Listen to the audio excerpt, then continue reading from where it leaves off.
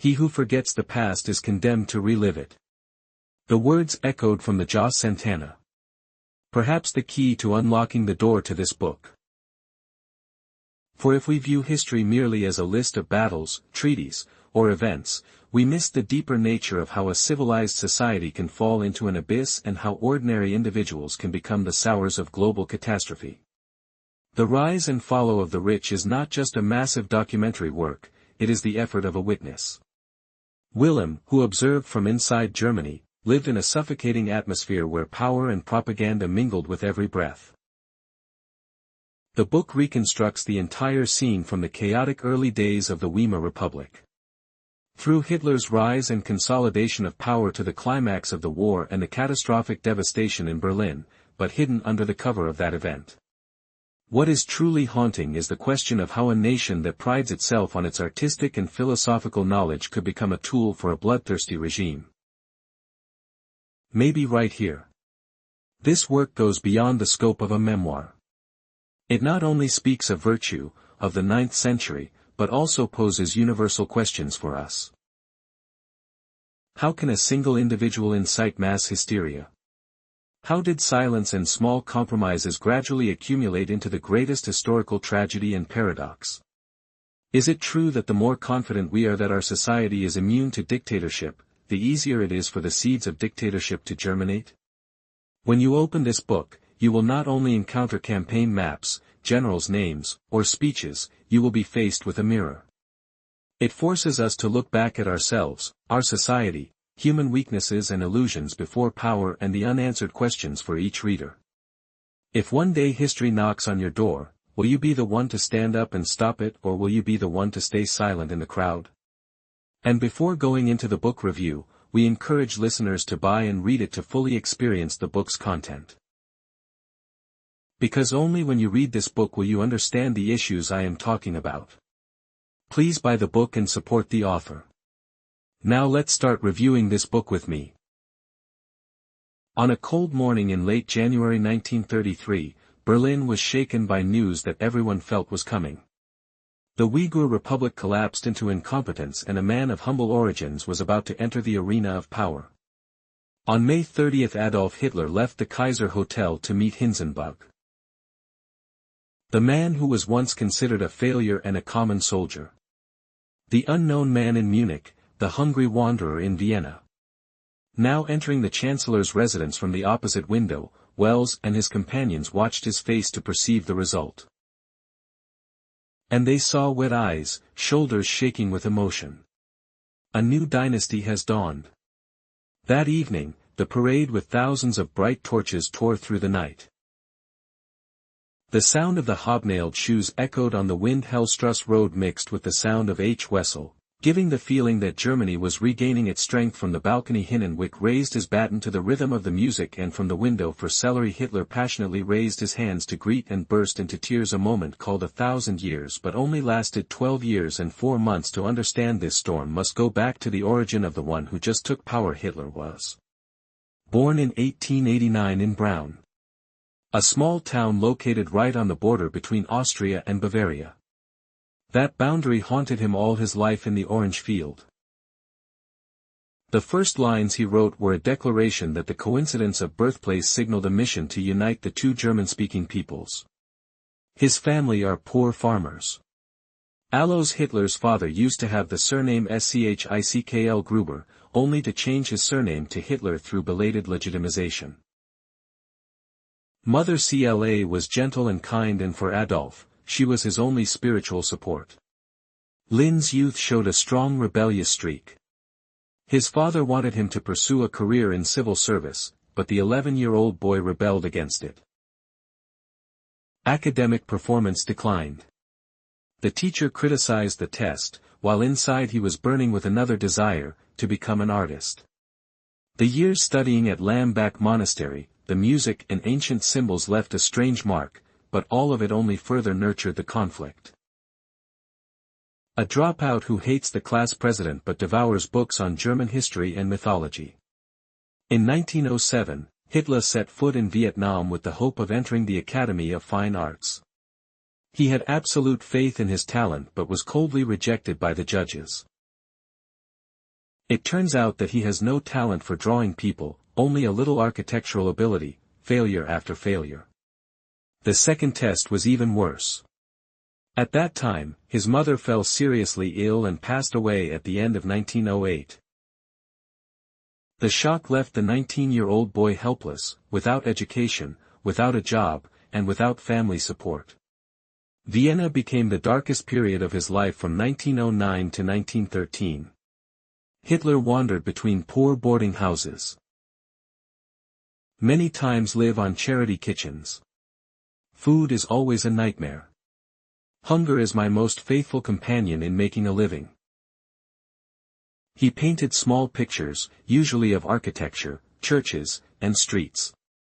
Sell to passers-by or stick on cheap but parallel picture frames. Another spiritual world is taking shape. He read mountains of books on history and race. Politics.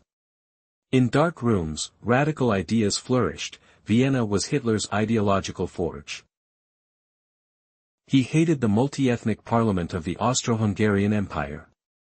See it as a sign of corruption. He looked down on the SL people, especially the SC people, considering them inferior. At the same time, he began to absorb the anti-Semitic theories that were spreading from the far-right press to the popular forum. In the eyes of the poor loser, the Jew gradually became a symbol of all causes of personal suffering and national decline. But underneath that layer of ideology is a paradox. A man who hates manual labor but craves absolute power.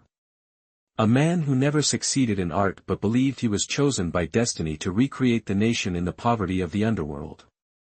The figure of a leader is conceived not from victory but from defeat, from humiliation before modern society, from blind faith in the historical mission he gave himself. He left the hospital in despair.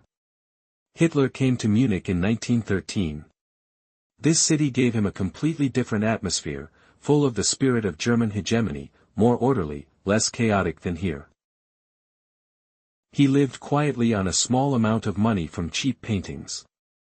Until World War II broke out in August 1914, Hitler volunteered for military service. For him, war is not only a duty but also an opportunity to prove himself and find meaning in life. During the 4 years of war, Hitler served in a Bavarian infantry regiment. He carried with him absolute loyalty to Germany, despite the fact that many still considered him an outsider because of his Austrian background. The war gave him discipline, camaraderie, and the rare pride of receiving the Iron Cross. But at the same time, war sowed in him a deep obsession with failure and betrayal. In November 1918, when Germany surrendered, Hitler was in hospital suffering from poison gas. From the mist. He heard the news that the army had collapsed, the emperor had abdicated, and the new government had signed a ceasefire treaty. This shock was deeply engraved in his mind. Germany was not defeated on the battlefield but was stabbed in the back by civilian politicians and traitors. The feeling of being deprived of victory became the source of a lasting hatred that he would later pass on to millions. After the war, Germany was in crisis. The Treaty of Wels forced the country to pay heavy reparations and ceded land. Military limits, inflation, unemployment, poverty, siege. In that context, Hitler found his political path in 1919, joining the German Workers' Party, a small, little-known group. But at the meetings in the Munich beer halls, his explosive oratory talent, his emphatic voice, his burning eyes, his ability to awaken resentment, held the crowd captivated. It was in the beer smoke and cheers that the image of Germany's savior began to take shape. From here the Pie Party was renamed the National Socialist German Workers' Party, or commonly known as the Nazi Party. Hitler was not only a hero on the podium, he also created the symbol of the red flag with a white circle and a black swastika. The image is simple yet haunting at the same time. The brown shirts are organized to use street violence to terrorize opponents, sow fear, and create power. From 1920 to 1923, the Nazi Party grew rapidly, the unemployed, small businessmen went bankrupt, and veterans were abandoned. All found in Hitler the explanation for their misery. Jews, communists, Weimar government. He became a man who knew how to call his enemies by name. The climax came in November 1923 with the coup at the BNCK house commonly known as Bapus. In a fit of excitement, Hitler and his gang surrounded the hall where the Bavarian leaders were meeting. With pistol raised, he declared the Weimar government had collapsed, calling for a nationwide uprising. But the reality is different. State-loyal troops quickly cracked down. The coup ended in chaos, bloodshed in the streets, and Hitler's capture. The 1923 defeat seemed to end his political career. Many people laughed at the dreamer who wanted to recreate Mussolini's Roman March in Italy. But in his cell at Luberg, Hitler found another opportunity there. He took the time to write or rather dictate to Rudolf H.P. the book M. Orange in the page.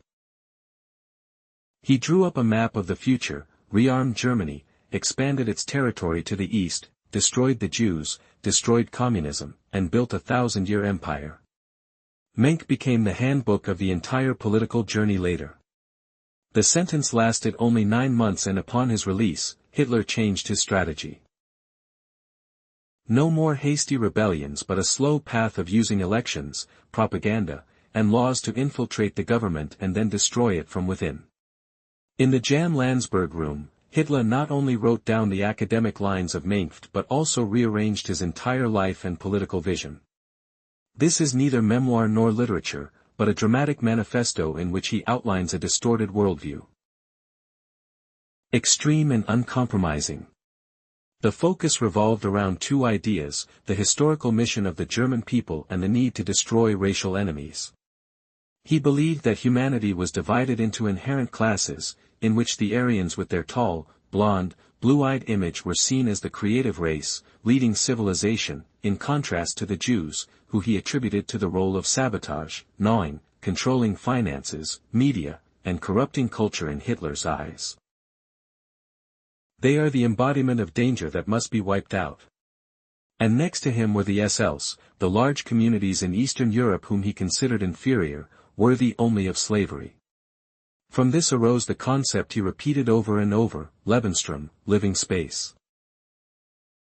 Germany, according to him, was confined within narrow borders, tightly bound, with only one future, to advance eastward and occupy the vast territory of Poland. Russia turned this fertile land into a farm to feed its elite people.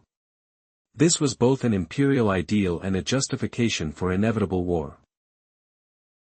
But more than just racial and territorial ideology, Menck also reflects a soul obsessed with absolute power.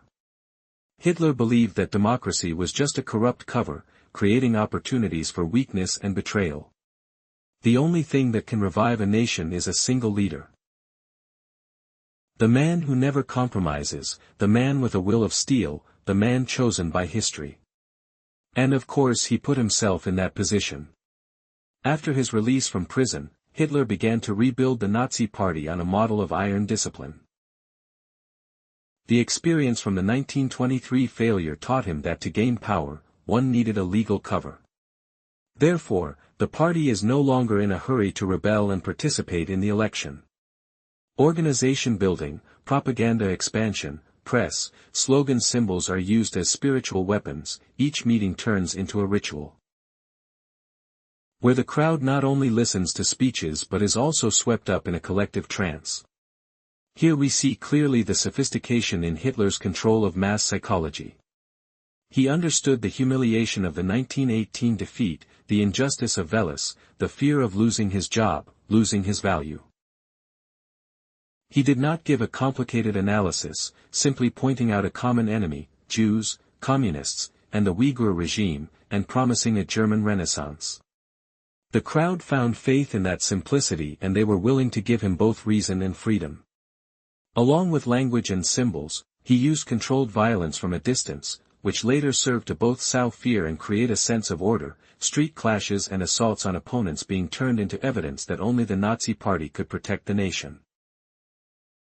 In a combination of grand meetings and underground terror, Hitler's power gradually became a reality. What made this process especially dangerous was Hitler's own absolute belief in his own destiny. He saw himself not as a politician but as an instrument of history. There was a rare fanaticism in his words and eyes. He believes that he has a calling, that every failure is just a temporary setback before destiny opens the way. It was this blind faith, coupled with his ability to attract crowds, that enabled him to overcome all obstacles. By the end of this period, Germany had within it a time bomb, a man from the bottom of society. The once hungry street wanderer now becomes the leader of a growing political movement. The combination of extreme individual will, anti-Semitism, territorial aspirations, and the art of mass manipulation formed the foundations of an empire. It was not success but failure and misery that forged Hitler's political personality from a child who failed in school. The boy rejected from the art academy, the poor vagabond, the failed rebel. All those wounds are recycled into unprecedented ambition for power. As he entered the 1930s, the path was already paved from a distorted individual. Germany will enter the vortex of a new empire.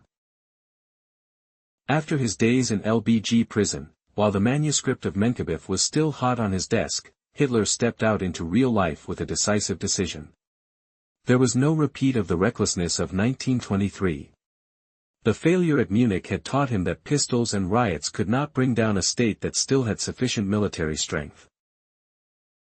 From now on the road will be legal, an ironic legality. As the law was used as a ladder to climb up and then kick down behind him, the post-prison reconstruction began with the restoration of the Nazi Party, which had fallen to pieces after the failed coup.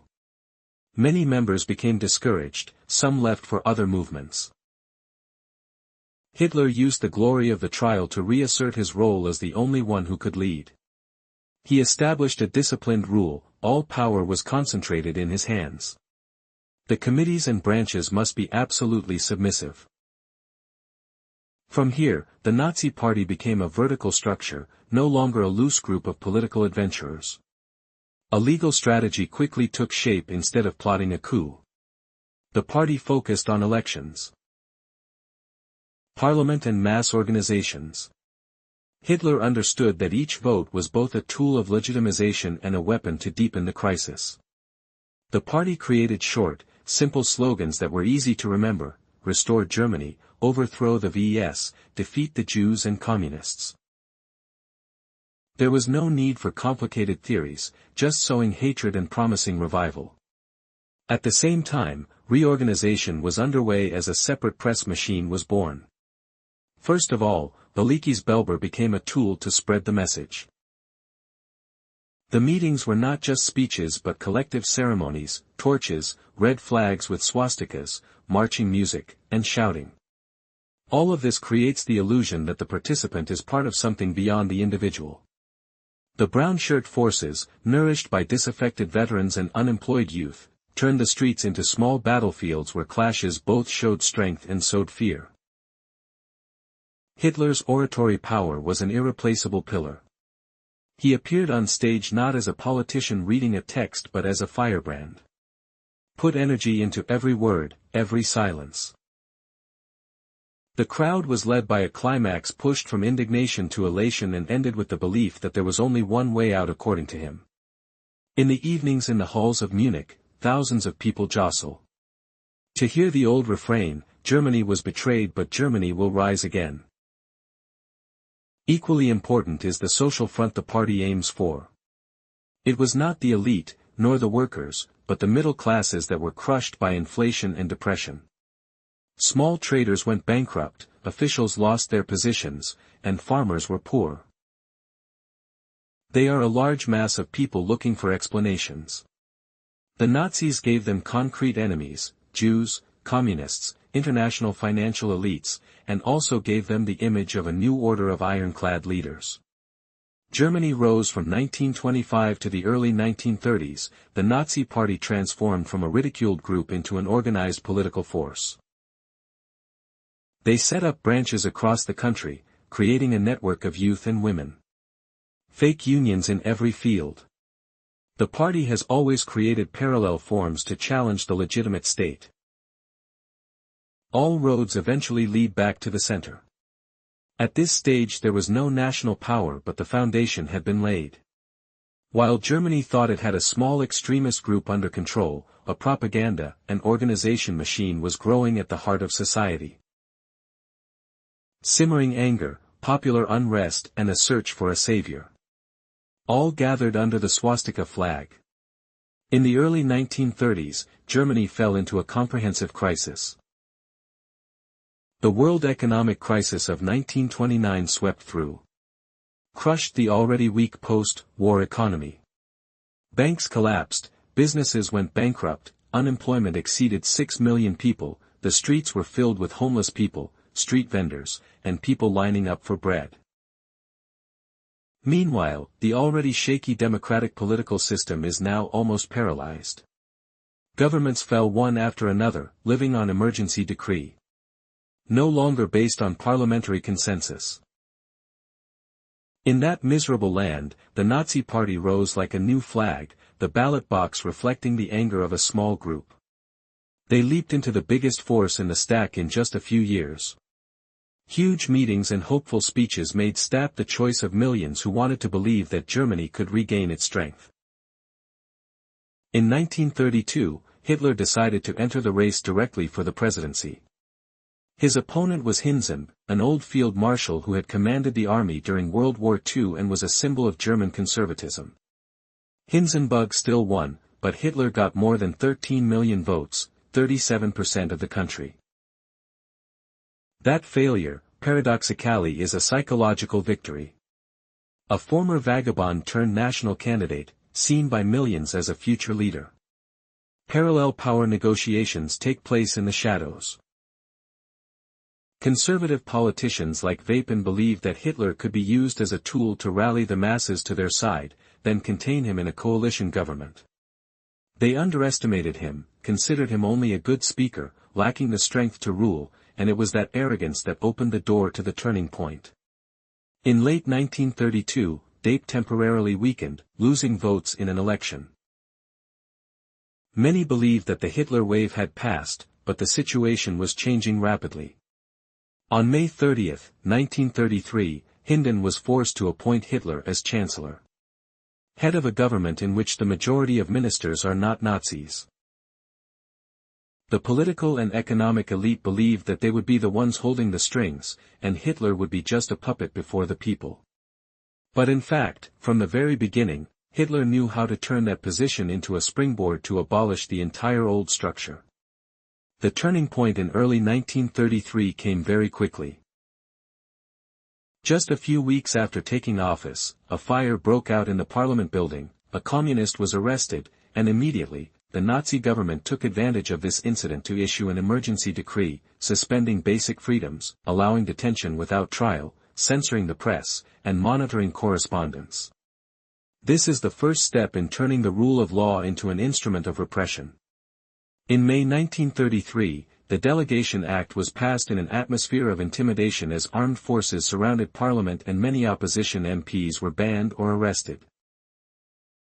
This act gave Hitler absolute legislative power, bypassing Parliament, legitimizing his dictatorship. In just a few weeks, the entire democracy collapsed, without a coup, without a shot. From there, the foundation for homogenization began to form. States were stripped of their autonomy, opposition newspapers were muzzled, and independent trade unions were dissolved. The whole society is led into the same orbit, where every organization, every institution must submit to the Nazi Party. In the eyes of many Germans at the time, it seemed that order was returning, street riots were subsiding, and the economy was promising thanks to reconstruction programs.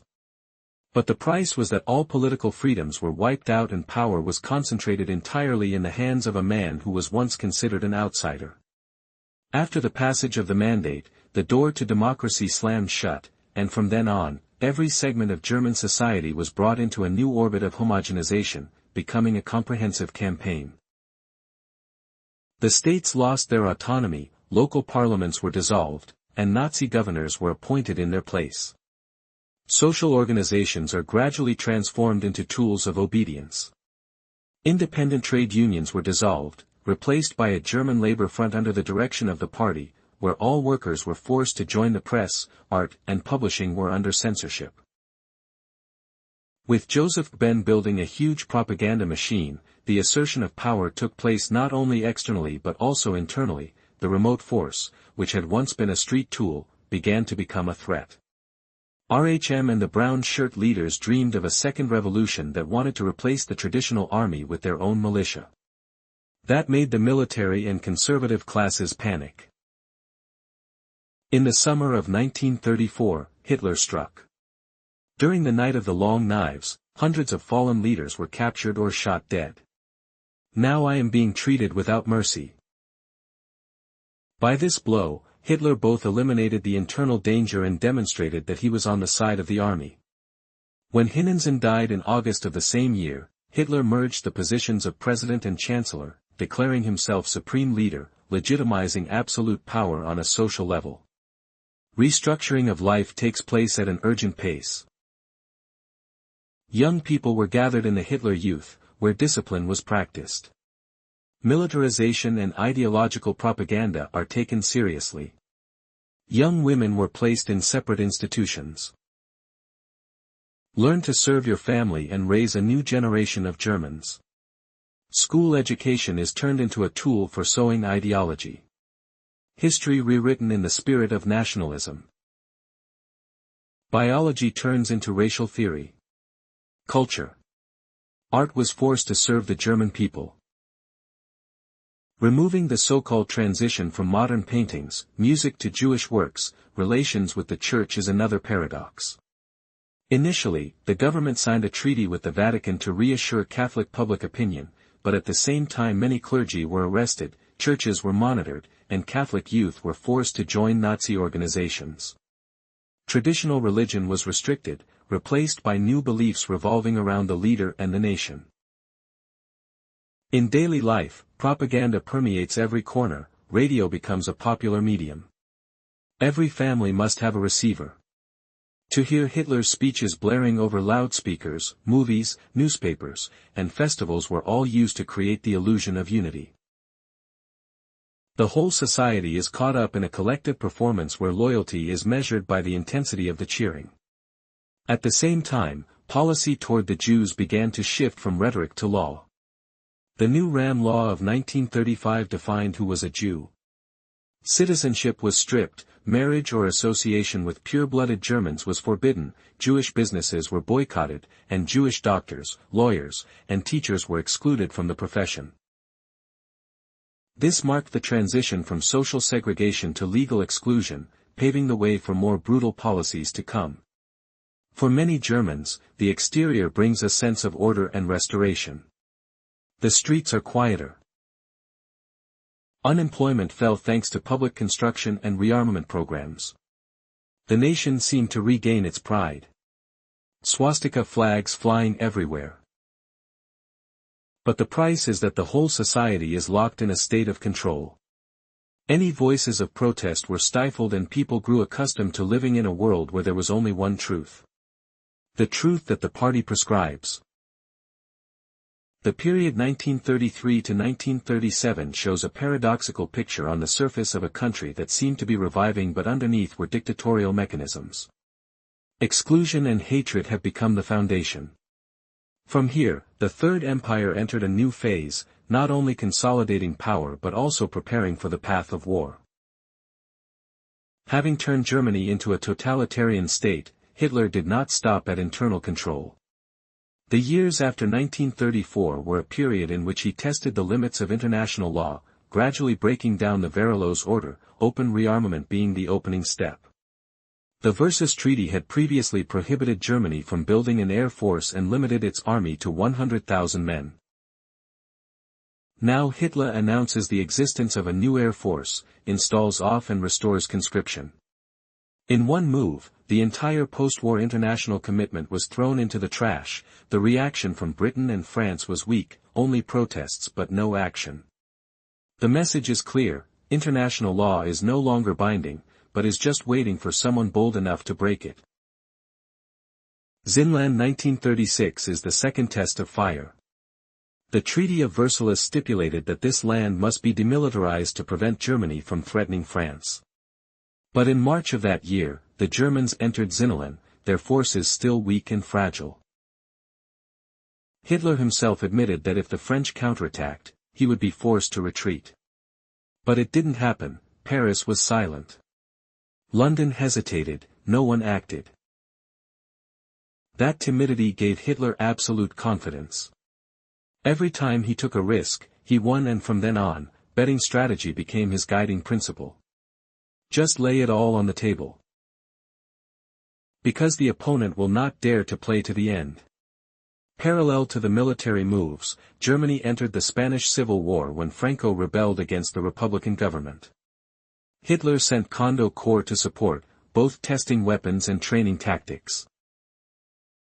The bombing raids on Guernica not only caused death but also became a dress rehearsal for the coming war. This is also an opportunity for Berlin and Rome to find common ground. Linney, once a Hitler skeptic, now sees resonance. Two fascist regimes can support each other. In late 1936, the Berlin Axis was officially declared, creating a new axis of alliance that would turn Europe, but these years also saw a fateful internal crisis within the army. Defense Minister Blomberg and Army Commander-in-Chief Frey were pillars. They supported rearmament but were wary of premature war ambitions. In early 1938, scandal and the fabricated accusations forced both of them to resign. This was a cleverly orchestrated fall to remove obstacles in the command ranks. At the same time, economic architect St and Foreign Minister Neurath were also sidelined because they were no longer suitable for the pace of attack. Military political power. Diplomacy shrinks around a small circle.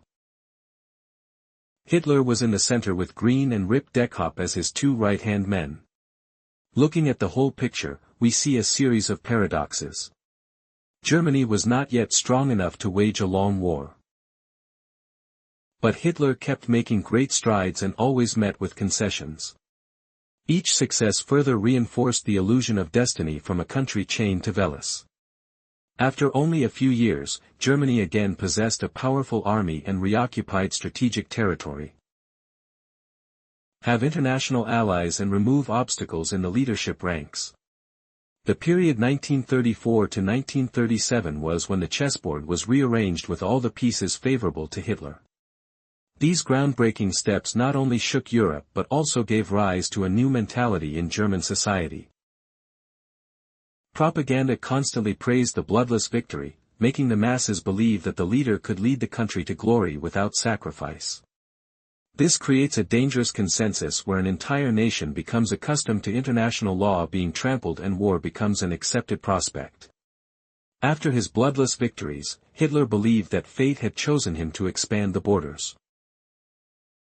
The next target was Austria, his old homeland which he had always obsessed about annexing to Germany. For months, Hitler put pressure on the Vienna government, forcing Prime Minister Stick to make concessions. When Stronach planned to hold a referendum to affirm independence, Hitler decided to act before May 1938, German troops crossed the border. Anschluss took place amid a mixture of political violence and crowd jubilation in Vienna. Hundreds of thousands of people cheered and welcomed the swastika flags that covered the avenues. International protests only verbally. Not a bullet was fired. Germany has opened its borders, about to absorb 8 million people and resources of Austria. The belief that everything could be achieved without war was further reinforced. But Hitler did not stop. The next target was Czechoslovakia, especially the DTN region, home to millions of ethnic Germans. A propaganda campaign was launched, with newspapers and Nazi politicians reporting on the repression of the Sudeten Germans. In fact, this is a ploy to exert international pressure. From the summer of 1938, the crisis escalated, and Laon and Paris feared war. Find a way to negotiate. The Munich Agreement of September 1938 became the turning point, British Prime Minister Chamberlain and French Prime Minister Dear. Mussolini met Hitler in Munich without the Czechoslovak government present. After many hours of negotiation, Britain and France agreed to cede Dienland to Germany to keep the peace. Chamberlain returned to London, holding up a piece of paper declaring peace in our time. But for Hitler, this was an absolute diplomatic victory. He subdued two great powers without firing a shot. The occupation of DTN not only gave Czechoslovakia a fortified industrial zone but also made it incapable of defense. A few months later, in May 1939, Hitler struck again. The Germans advanced into Biggar, turning the rest of Czechoslovakia into occupied territory. A country disappears from the map of Europe. This was the first time Hitler's ambition went beyond the guise of national self-determination and was no longer about reintegrating the German community, but is a blatant act of expansionism. This action changed the entire diplomatic situation. Britain and France realized that concessions would not stop Hitler. London immediately pledged to defend Poland, signaling that next time it would not stand aside. From the position of someone who often wins without being punished, Hitler now faced the real threat of total war. Looking back at the period 1938 to 1939, we see a paradoxical series of events.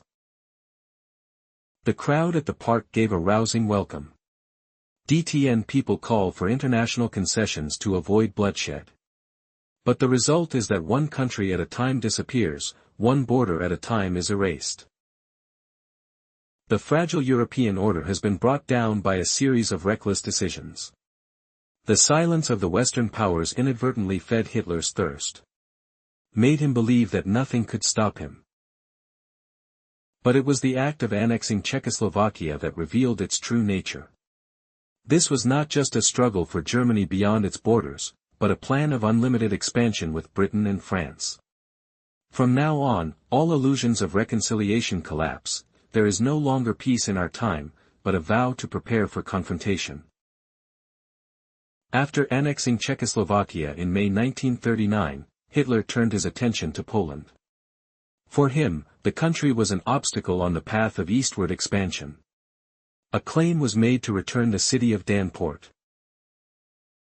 Allows the construction of a Polish corridor connecting Germany with eastern Prussia. These proposals were wrapped in diplomatic language but were essentially ultimatums. Was refused and that put Europe in a position of no return. The international reaction was different this time. Britain and France immediately declared security guarantees for Poland. A move that would have been unimaginable a few months ago. Hitler was angry but did not stop. He needs to break the siege. And the solution comes from the East. In August 1939, the world was stunned to hear of the signing of the German-Soviet Pact in Moscow. Two seemingly opposing regimes, fascist and communist, shook hands on the outside. This is a non-aggression pact, promising not to attack each other. But the secret behind it is a secret protocol. If Stalin and Hitler split the East, Poland would be split in two. The Bik and Bessarabia regions fell into Soviet hands. For Hitler, this treaty was a shield, a guaranteed rear, no need to worry about two-front war. For Stalin, this was an opportunity to gain territory and buy time for preparation. War is just days away. The last days of peace were filled with suffocating tension in Berlin. Hitler ordered total preparations in Wall. The government tried to calm the people but knew that a storm was coming. Diplomacy continued until the last minute, but it was all an act. While the negotiating table was not closed, the armored column was ready to cross the border. On the morning of May 1, 1939, war broke out. The Germans opened with a setup. Polish soldiers disguised as soldiers attacked the Gwick radio station as a pretext. Soon after, a series of armored divisions crossed the border, and bombers pounded Watson and the major cities of Blit. Blitzkrieg was launched for the first time. The mechanized troops swept through, destroying every line of defense. Within days, the Polish army was pushed back along the entire line. The date Britain and France declared war on Germany. The World War bell rang again after 2 decades. But this time the scale and intensity will far exceed the previous war.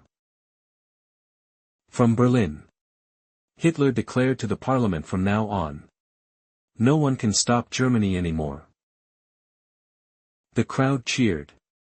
Meanwhile outside, smoke and fire spread across Eastern Europe. This beginning is full of paradoxes. Hitler did not want a global war at that time. He believes that like the previous times, the opponent will falter. But the invasion of Poland was beyond endurance. London and Paris could not make any further concessions. In that moment, the streak of bloodless victories ended and Germany plunged into a war that would swallow itself. For the German people, many still believe in the myth of the Renaissance. They rejoiced at the first victories, believing that their leader would bring glory, but they did not know that the war that had just begun would turn into a global disaster. Lasted 6 years, destroyed tens of millions of lives. As the sun rose on September 1, 1939, a new world opened up with the roar of tanks and falling bombs. The collapse of Poland happened so quickly that European observers were left breathless. The Germans launched the LY strategy. Blitzkrieg was applied comprehensively for the first time. Mechanized infantry, tanks, panzers, and Air Force mounted OHE coordinated like a stream of fire that swept away everything. Traditional Polish defenses were torn apart beyond repair in less than 4 weeks of fire. The army was devastated. The government fled. On January 17, the Red Army from the east flooded in to carry out the secret protocol with Berlin, dividing the territory in two, and a country disappeared. Giving way to a cold-blooded deal between 2 dictatorships. The date Britain and France declared war on Germany, but a declaration of war did not mean immediate action in the West. CTZ Krieg Strange War begins. Guns were fired in Eastern Europe, but from the French-German border there was only a long silence. The French army sat still behind the Marinos line. His soldiers went to the continent only for defense. For months, the press ridiculed this as a sham war while Hitler used the time to consolidate his forces. That paradox shows the impotence of the West, declaring war but not daring to fight. Giving Germany a free hand in shaping its next move. In April 1940, Hitler turned north. The Danish-Norwegian campaign was not just about land grabbing. From Norway, Germany controlled the flow of iron ore from Sweden. Control of the northern European sea lanes. Denmark fell within hours. Norway resisted longer but was eventually conquered. The German Navy lost many ships but the campaign was a strategic success, supply lines were secured and the daring continued to prove that no nation was fast enough to stop Germany when the Greek Blitz was deployed. Then came the conquest of France, one of the most tragic dramas of the century. All eyes were on the French and British holding out thanks to the Marinos line. A series of strong fortifications were built over the decade, but Hitler did not attack directly. He repeated the trick from 1914 but with a bold variation, launching armored forces through the Aden's forest, which was considered impassable. Within days, German tanks crossed, surrounding the French and British troops at Dung. Paris panicked. The government collapsed. In June, France signed a ceasefire agreement, half the country was occupied, the other half became a puppet government in Vichy. An empire that was once a symbol of Europe collapsed in just 6 weeks. The shock far exceeded all expectations amid the dust of victory. Hitler was determined to bring Britain to its knees, and he planned Operation Silence, the Channel landings in preparation. The German Air Force launched a campaign in the skies. The First Battle of Britain saw Biscaya rendered ineffective by the RAF's radar and spirit of survival to hold the skies. Month after month the OHE bombed London Cry. But Britain did not collapse. Operation seemed postponed indefinitely. This was Germany's first strategic defeat of the war. A small but determined nation stopped the seemingly unstoppable machine. The period from 1939 to mid-1940 revealed a brutal reality: Germany was winning continuously. One by one, nations fell, while the democratic powers responded slowly and awkwardly. But it was also during this period that the seeds of a reversal began to emerge. His existence as an outpost. Where the Blitz was stopped, Hitler's absolute confidence after Poland, Norway, and France met its first limit before the skies over London. After France fell, Hitler looked to the west with bitterness. Britain still stood firm. Despite the nights of burning bombs, despite the abandoned campaign. He believed that the island nation would eventually be subdued by windfalls and bombardment. But in reality, Britain has proven it can cope. So Hitler's eyes gradually turned to the east, where he believed the fate of the empire lay. Barroso became the greatest plan of Hitler's life. From the fall of 1940, the German army began preparing for the invasion of the Soviet Union. He considered this a decisive battle, both to destroy the communist enemy and to occupy living space. The generals were summoned to hear the leader declare that if they only needed to kick down the door, the entire rotten structure would collapse in their calculations. The campaign will end in just a few months before winter sets in. At dawn on June 22, 1941, 3 million German soldiers poured across the border.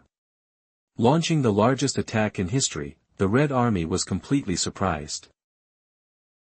In the early weeks, Blitzkrieg was incredibly effective.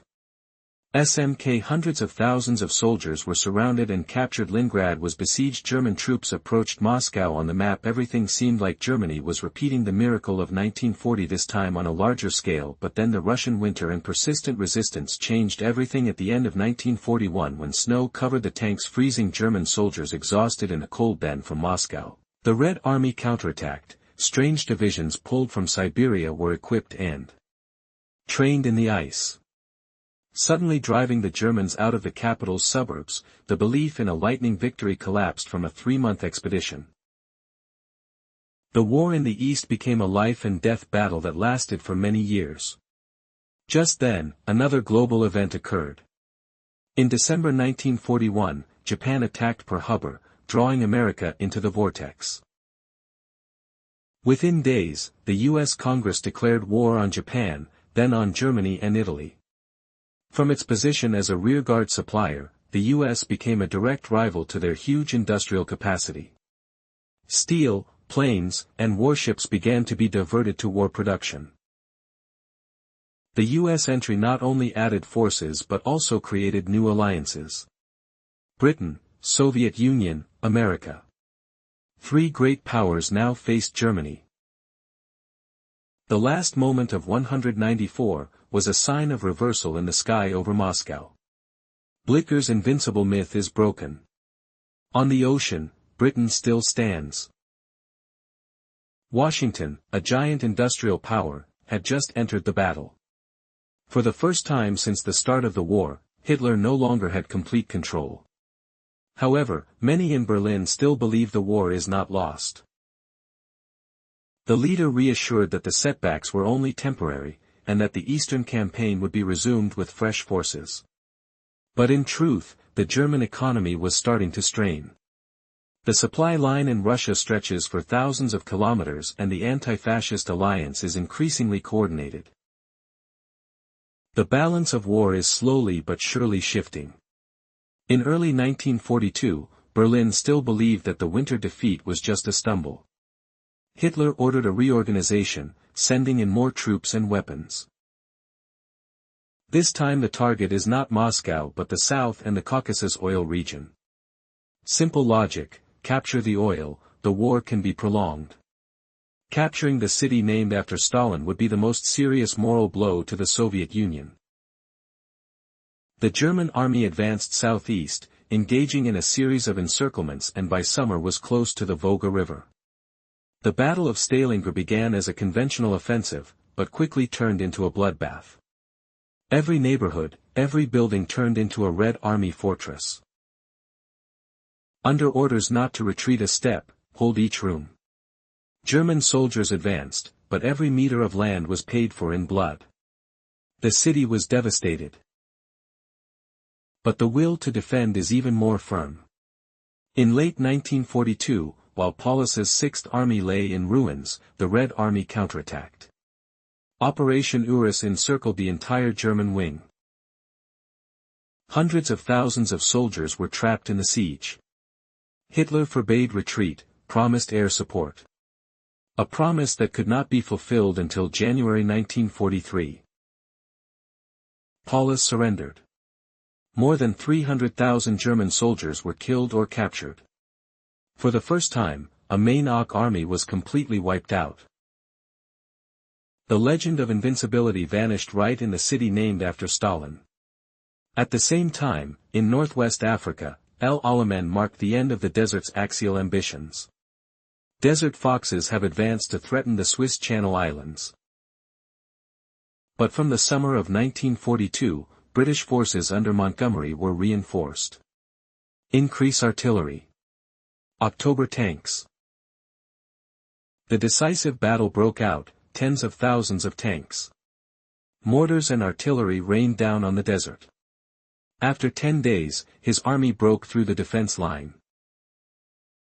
Roemer was forced to retreat, leaving behind thousands of prisoners and armor at Alamein. The world saw for the first time the Axis forces decisively defeated in a major battle on the Western Front. Two parallel defeats, Talleyrand in the east, Alamein in the south, marked the end of the German all-out offensive phase.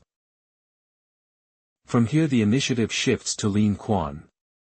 In Eastern Europe, the Red Army began a long series of counteroffensives in North Africa.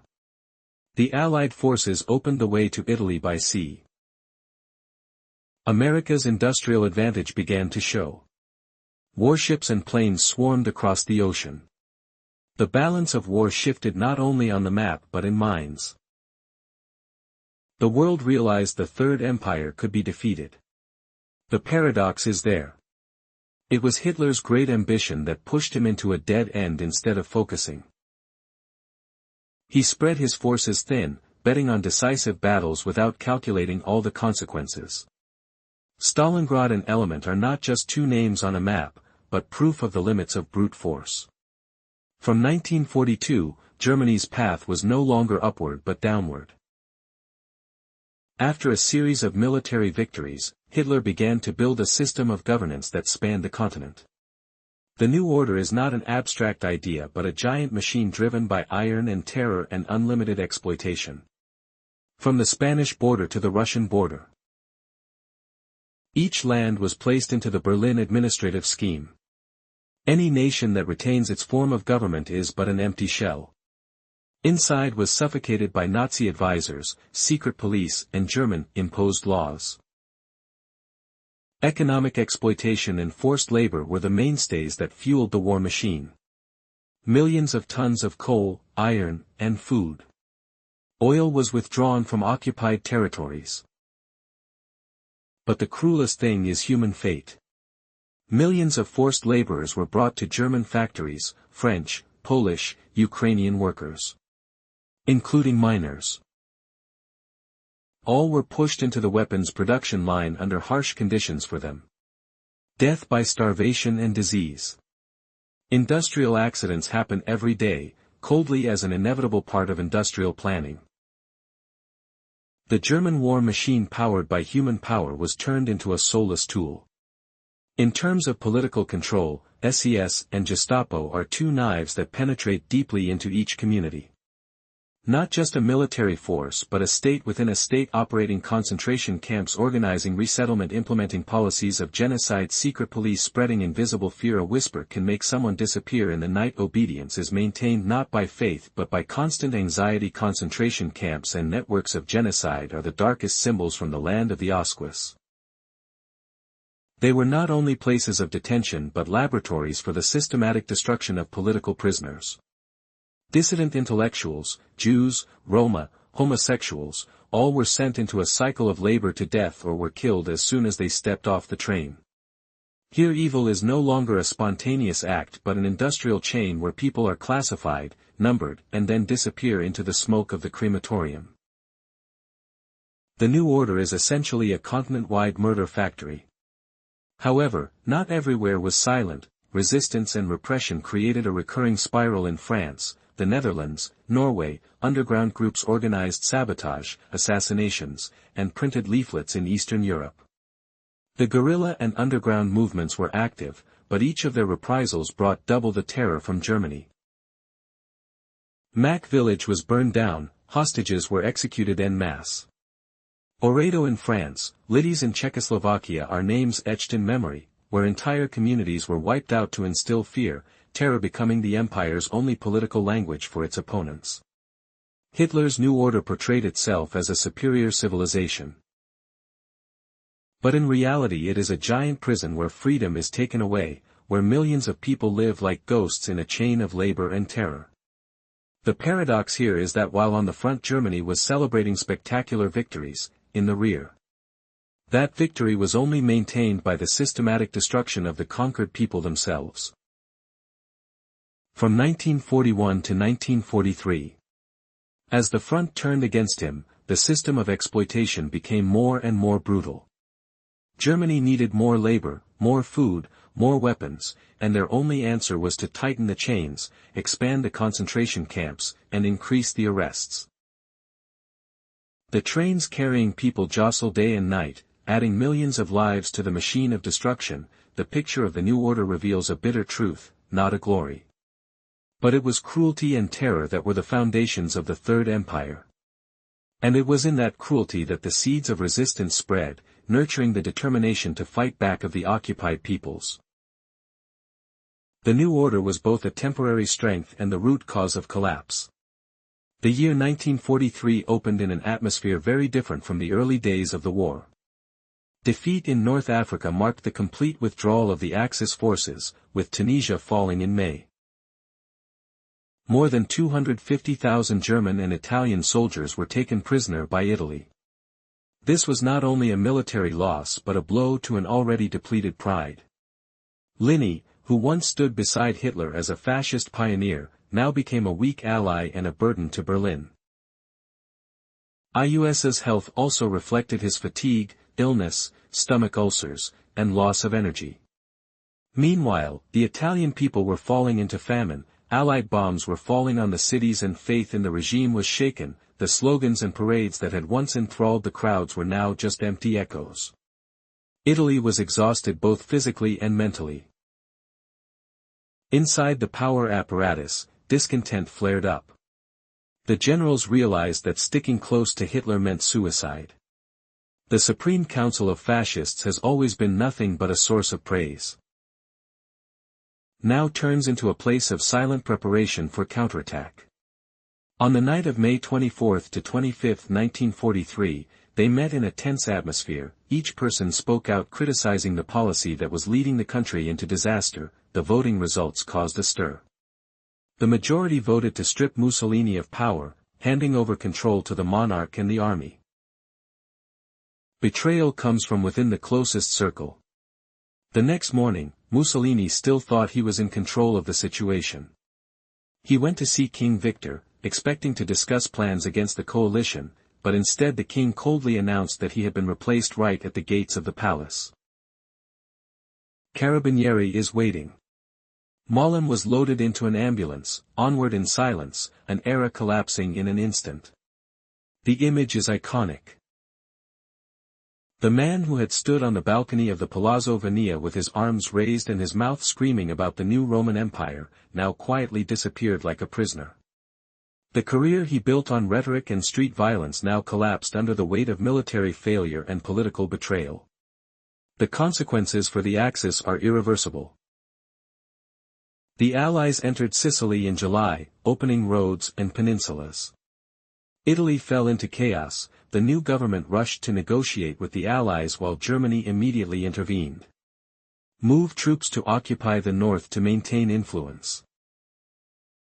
Hitler no longer had any real allies, only a chaotic land to burden him with. For Italians, the event was both a shock and a relief. The fascist regime, which had been wearing a glamorous coat for 2 decades, now revealed its emptiness, but at the same time, Germany's intervention turned Italy into a battlefield where the people had to endure more bombs, hunger, and an underground civil war between the resistance forces and the remaining fascist henchmen. Mussolini's downfall is paradoxical. The co-founder of the fascist movement, who was a role model for Hitler, was betrayed and abandoned by his own comrades when he became a burden. This not only weakens the shaft but also reveals a harsh truth. Power built on vanity and terror will also disintegrate in solitude and humiliation. In the summer of 1944, the door of history opened with an unprecedented battle. The Normandy landings on June 6, 1944 were the largest military operation in human history. Thousands of warships, landing boats, and aircraft from Britain crossed the English Channel. The beaches of Normandy, Omar Yuta, Gold Runo Squad became the focus of American, British, and Canadian soldiers. They rushed up while artillery and bombs rained down on the Thursday Duc defense coast. There were heavy casualties, especially in Omaha, but they kept their foothold. From here, a new front opened up right in the middle of Europe, forcing the Germans to fight in a pincer movement. From the east, the Red Army pressed in, and from the west, the Allied forces advanced into Germany, leaving no strategic escape. The failure to stop the Dyke attack exposed a crisis of German command. The generals were divided over how to deploy forces. Rome believed that it was necessary to block the beachhead immediately, while June Dst believed that the reserve force should be kept for a counterattack later. The final decider was hesitant, haunted by misinformation from the Allied diversionary campaign. He believed that the real landing would take place at Pas de Calais. So when Normandy broke out, the reserves held back too long. The opportunity to counterattack passed and the game gradually collapsed. From here, the alliance had a springboard to liberate France.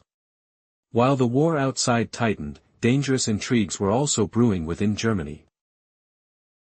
Plots to assassinate Hitler had been around for a long time. But by 1943 to 1994, they became more aggressive. From officers who foresee defeat to old political figures, all seek to eliminate the leader to save the country from destruction. Many plans are set. Bombs on planes, explosives hidden in gifts, pistols in meetings. But luck or carelessness always makes them fail. The plot culminated on May 20, 1944.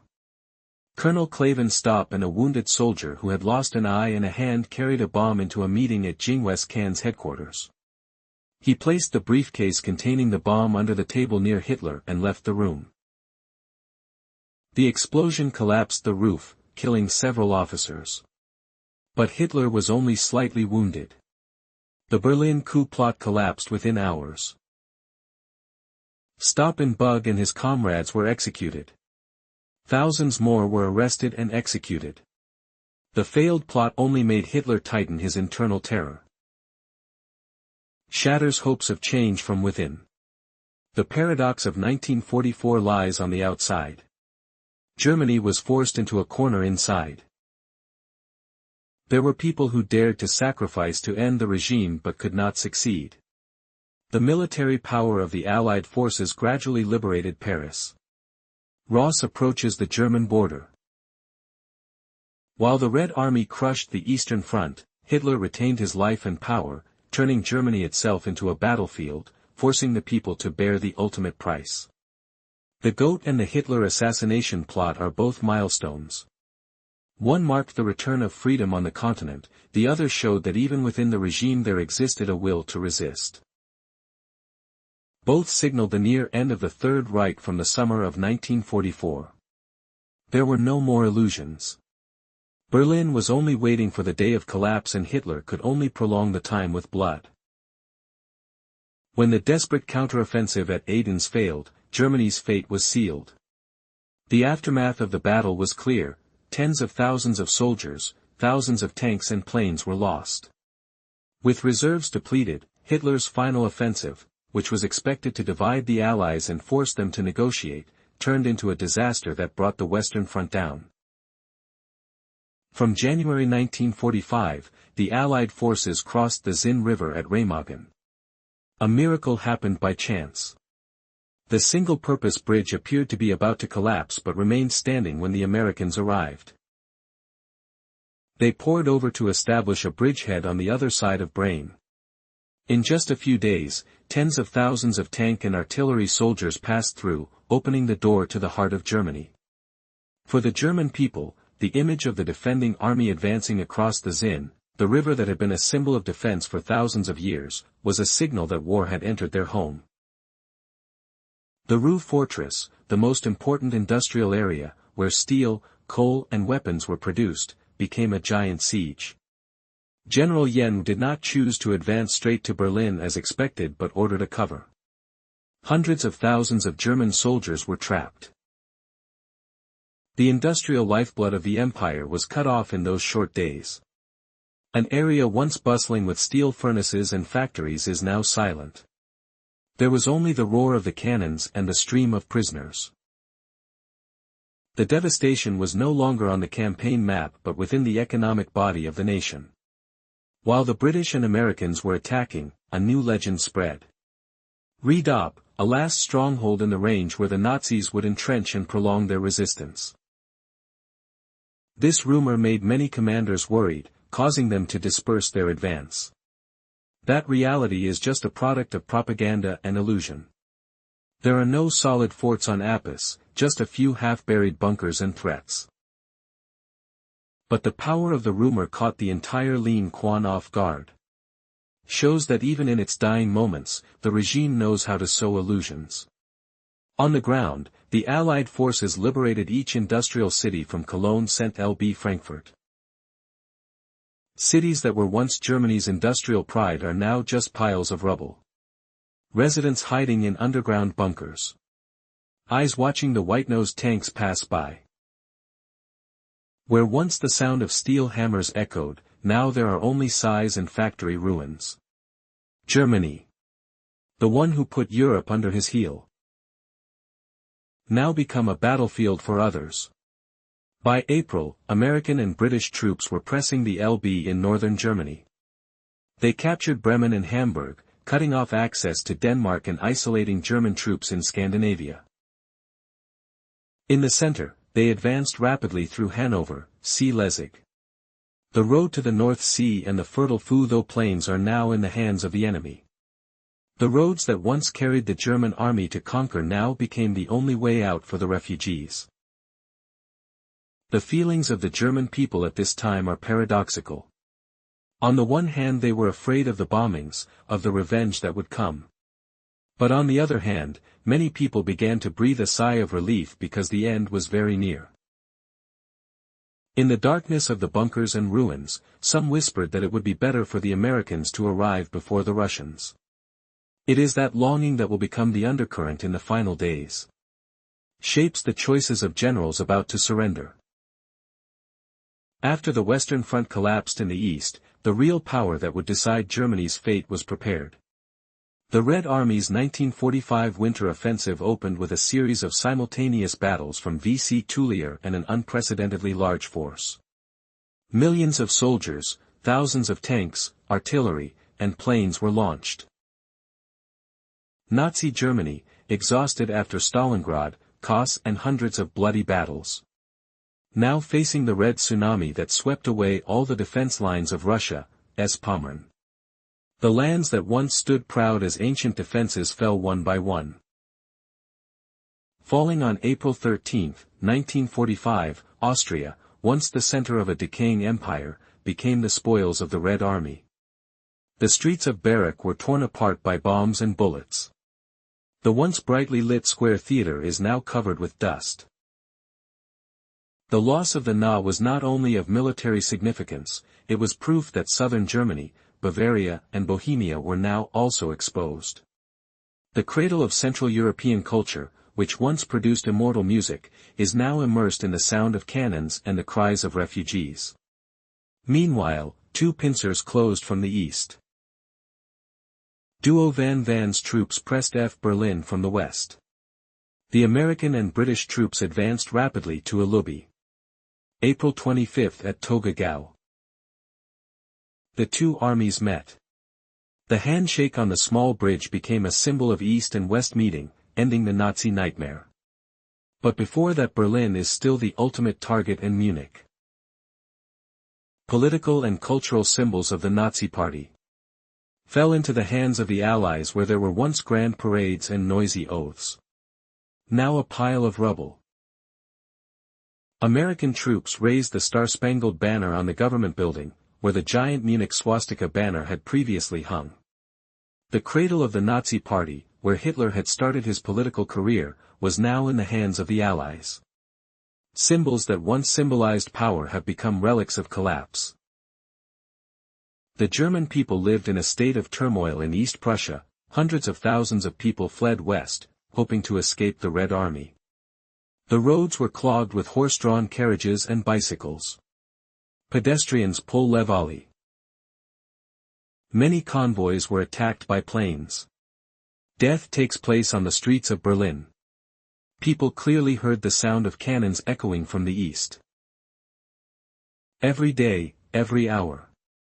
The fear of the Red Army became an obsession, and many prayed for the Americans to arrive first. The German defense line collapsed, and the army no longer had enough supplies. The generals were out of options. But Hitler's stubbornness and loyal apparatus still made the war last longer. The battles no longer had strategic significance, but were simply a prolongation of the death in North Germany. Hambin falls in the south. Bavaria and Tyrol were threatened. The encirclement was tightening in short bursts as Jopp prepared to attack Berlin directly from the east. The pressure is coming from the south. The U.S. troops arrived in EB but stopped, not advancing into the capital. As per the alliance agreement, that put the final burden on the Red Army to capture Berlin, ending the war in Europe. The sound of cannons from the suburbs echoed in every street. Signaling the capital city of the Third Reich is about to turn into a giant cemetery. As we conclude this densely packed book, we cannot simply view it as a narrative of war.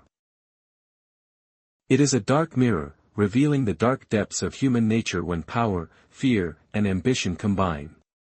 The first lesson lies not in the terrible numbers of casualties but in a civilized society. Germany, rich in academic and artistic traditions, could still slide into the abyss of dictatorship simply because the masses were willing to vote for hatred painted as pride. We often think that tragedies only happen in backward societies, but history proves otherwise. The more confident you are that you are immune, the easier it is to fall into traps. The second lesson comes from the mechanism of power itself. The Nazi regime did not rise overnight. It is built from small compromises, from the silence of those who know but dare not speak, from seemingly harmless concessions, until all freedoms are taken away, until the independent voice is silenced and it is too late to turn back. Here the scary thing is not a dictator but the silent majority consenting. Have you ever wondered where in our current life we are repeating that silence? The third lesson lies in the fragility of the international order. Treaties and commitments were once considered sacrosanct. Vog Anno was destroyed in just a few reckless steps. And surprisingly, no one dared to act on his hesitation and fear of war. France became fertile ground for Hitler to expand his paradox here. It is the desire to keep peace that feeds the more brutal war. The question is, are we somewhere trading justice for short-term peace, and how great will the price be in the long run? The fourth lesson comes from collective deception. Propaganda is not just a tool but the oxygen that feeds the regime. It doesn't have to be completely convincing, just enough fear-mongering and enough illusions with flags, songs, and flashy images to make millions believe they're serving a noble cause. While in reality they are helping to build a machine of destruction. Just think, in today's world where the flow of information is so overwhelming, are you sure you can distinguish what is truth and what is illusion? The final lesson, and perhaps the deepest tragedy, is the powerlessness of reason when people let fear and hatred control so many intellectuals. Generals and civil servants realize the road is leading to disaster, but either they are deluded, or they convince themselves that the time has not come, or they hope to restrain the dictator, until they realize it is too late. Silence, unconscious complicity, is as deadly as bullets. What do you think? In everyday decisions, we are delaying because of fear and then allowing bad things to happen. Going through the entire journey of the Third Empire, we see a paradox. What is built on violence and hatred may achieve short-term victories, but will eventually destroy itself from within. Hitler's death in Kurland was not only the end of an individual but also a demonstration that arrogance and the absolutism of power eventually lead to ruin. So after all, the question for you is, what do we learn for the present when we see injustice? You choose to be silent or speak up. When faced with flashy promises, are you sober enough to recognize what is real and what is fake? When faced with fear, do you let it control you or do you turn it into power to take action? This journey is not only to mourn the past but to ask ourselves what we will do to avoid repeating it in the future. Thanks for listening. And now Book Essence Book says goodbye.